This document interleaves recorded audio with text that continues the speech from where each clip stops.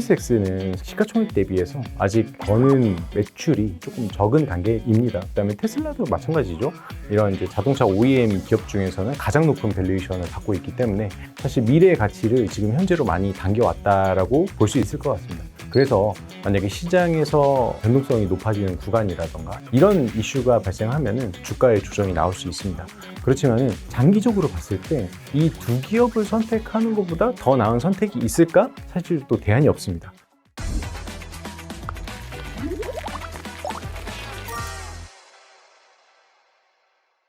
안녕하세요. 새롭게 상장된 라이즈 ETF를 가장 빠르게 소개해드리는 갓나온 ETF, 저는 양희연입니다. 안녕하세요. 라이즈 ETF 상품 전략실장 이준석입니다. 최근 우리 시장에 굉장히 뜨거운 화제가 됐던 게 바로 스페이스X의 상장이었습니다. 이번 스페이스X의 상장을 통해서 인류 최초로 조만장자가 된 일론 머스크인데요. 일론 머스크는 이제 스페이스X를 통해서는 AI 데이터 센터, 그리고 우주 AI 데이터 센터 같은 사업을 하게 됐고요. 테슬라를 통해서는 로보택시라든지 로봇 관련된 사업을 연계하고 있습니다. 이렇게 일론 머스크가 인류 최초 조만장자가 되면서 또 동시에 미래 산업의 총 집합체를 이끌게 됐는데요. 그 포트폴리오 함께 담아갈 수 있는 상품이 오늘의 ETF 되겠습니다. 우선 이름부터가 굉장히 어려웠거든요, 실장님. 네. 이게 그래서 무슨 상품이에요? 오늘 소개해드릴 상품은 라이즈 미국 우주앤로봇 탑2 미국채 혼합 50 ETF입니다. 일론 머스크의 대표적인 두 기업 스페이스X와 테슬라에 25%씩 각각 주식으로 투자하고 나머지 포트폴리오를 미국채 50%를 담은 ETF라고 말씀드릴 수 있겠습니다.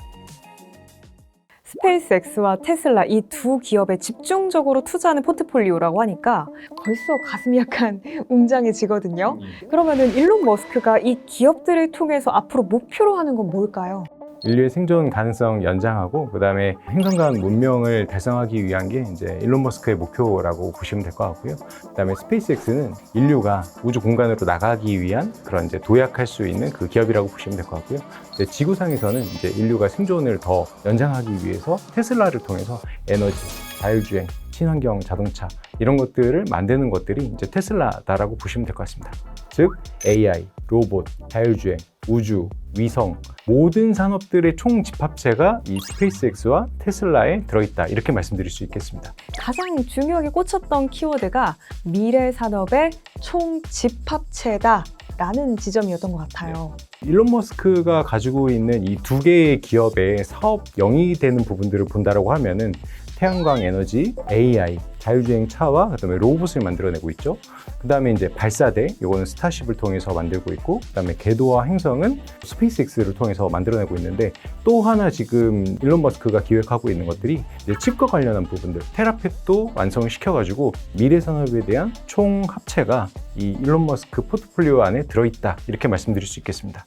사실 이 스페이스X 관련된 질문들이 굉장히 많을 것 같아요. 이번에 굉장히 IPO 흥행에 성공을 했지만 한편에서는 그래서 진짜 실적이 찍혀 나오는 거야 라는 의문도 있었잖아요. 그러면 앞으로 스페이스X의 비전에 대해서 한번 들어봐야 될 것 같거든요. 스페이스X는 세계 최초의 이제 민간 궤도 진입 기업으로 누적 발사체가 650회가 되는데 전 세계 궤도 발사의 52%를 점유하고 있는 부분들이 있습니다. 향후에 이제 더 강화될 것으로 저희는 예상을 하고 있고요. 그다음에 스타링크 가입자가 164개국에 1,030만 명 정도가 되고 있습니다. 올해 이제 1분기의 구독자 수가 연간으로 했을 때 이제 100% 이상 늘어나는 부분들이 발생을 했었고요. 그리고 이제 그록하고 X의 월 활성화되는 인원수도 상당히 좀 큰 폭으로 늘어나는 부분들이 있기 때문에 이 스페이스X가 가지고 있는 사업들은 매우 잘 흘러가고 있다. 그리고 이제 미래와 관련한 부분들과 관련해서는 우주와 그다음에 우주 위성 통신과 AI와 관련한 매출들이 본격화되는 부분들이 있다라고 하면은 이 매출들이 올라오면서 스페이스X의 기업 가치가 본격적으로 재평가될 수 있는 부분들이 있다라고 생각하고 있습니다.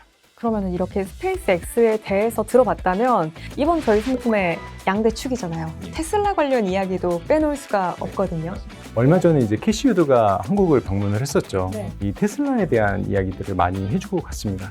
자동차를 팜으로 인해서 거기서 이제 15% 정도의 마진이 나는 자동차 기업으로 보고 있는데, 이제는 29년도가 됐을 때는 완전 자율주행을 통해서 소프트웨어를 판매하는 기업으로 이제 변모가 된다라고 보고 있습니다. 그러면은 소프트웨어 기업으로 넘어갔을 때의 총 마진이 70에서 80%를 기록하는 기업으로 보고 있고, 그 현재 기준으로 봤을 때는 한 6배 이상 정도 올라갈 수 있는 그 룸이 있다라고 보고 있고요.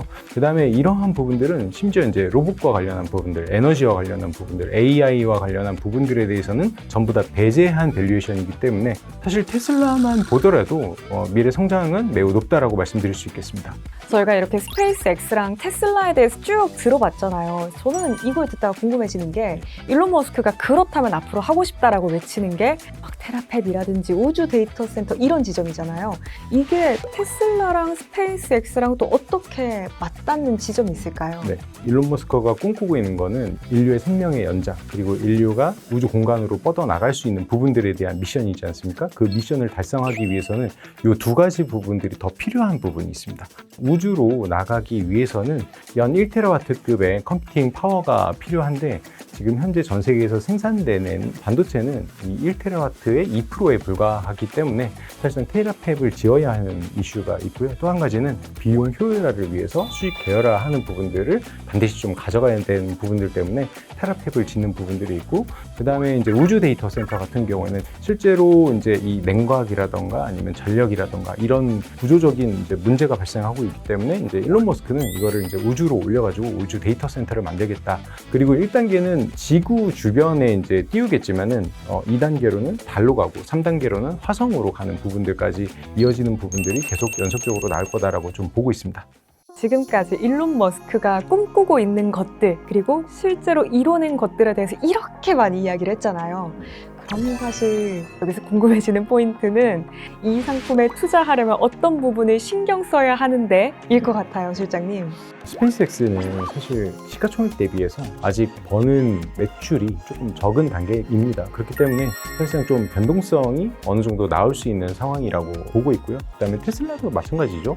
이런 이제 자동차 OEM 기업 중에서는 가장 높은 밸류에이션을 받고 있기 때문에 사실 미래의 가치를 지금 현재로 많이 당겨왔다라고 볼 수 있을 것 같습니다. 그래서 만약에 시장에서 좀 변동성이 높아지는 구간이라던가 아니면 뭐 금리가 조금 높아진다라던가 이런 이슈가 발생하면은 주가의 조정이 나올 수 있습니다.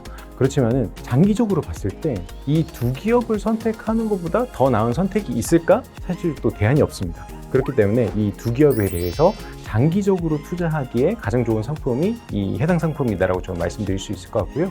그 다음에 투자하는 방법은 적립식으로 조금씩 모아가는 방법이 저는 가장 좋다라고 생각을 하고 있습니다. 그 다음에 또 하나는 연금 계좌 안에서 안전자산 이제 30% 있지 않습니까? 그 안에서 테슬라와 스페이스X의 비중을 또 각각 7.5%씩 늘려가지고 주식의 비중을 15%까지 늘릴 수 있는 그런 또 하나의 방법으로 선택해 보시면 좋을 것 같습니다. 확실히 테슬라와 스페이스X 개별 기업에 투자를 한다고 생각을 하면은 그 변동성을 견디기 어려우신 분들이 많을 것 같거든요. 그런데 이번 저희 상품에는 미국채가 50% 혼합으로 들어가니까 안정성도 함께 가져갈 수 있겠다 싶어요.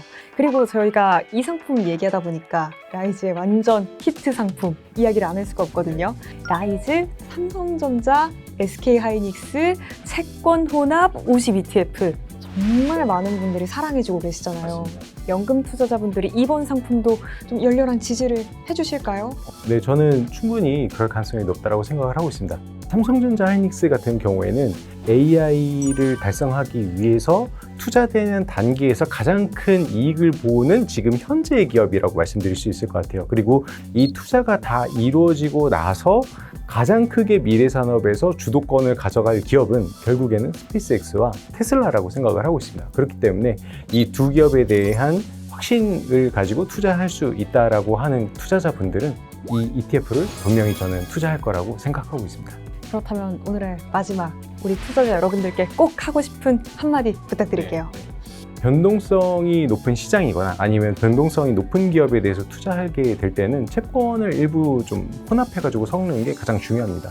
마찬가지로 스페이스X와 테슬라가 장기적으로 투자함에 있어서 변동성이 어느 정도 있을 거다라고 저희는 이제 생각을 하고 있습니다. 그런 부분들을 미국 단기채가 완화시켜 줄 거라고 생각하고 있고요. 그리고 이제 장기적으로 투자했을 때는 이 상품을 연금계좌 안전자산에 투자하는 것도 좋은 방법이지만은 연금계좌 전체에 대해서도 투자하는 것도 저는 매우 좋은 방법이라고 생각하고 있습니다. 실장님 이야기를 쭉 듣다 보니까 저희가 오늘 소개해드리는 이 상품이 저희 이미 인기 상품인 라이즈, 삼성전자, SK하이닉스, 채권 혼합 ETF처럼 투자자 여러분들께 정말 큰 사랑 받았으면 좋겠어요.